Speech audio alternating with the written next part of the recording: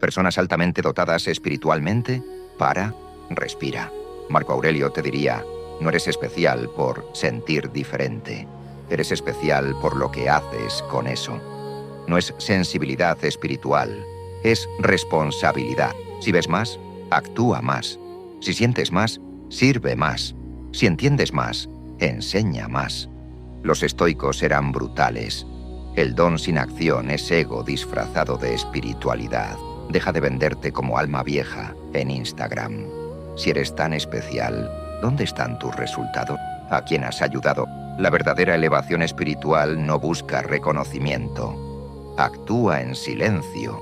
¿Vas a seguir vendiendo humo espiritual? ¿O vas a ser estoico de verdad y demostrar con hechos? Suscríbete a R79. Estoico para filosofía sin poses.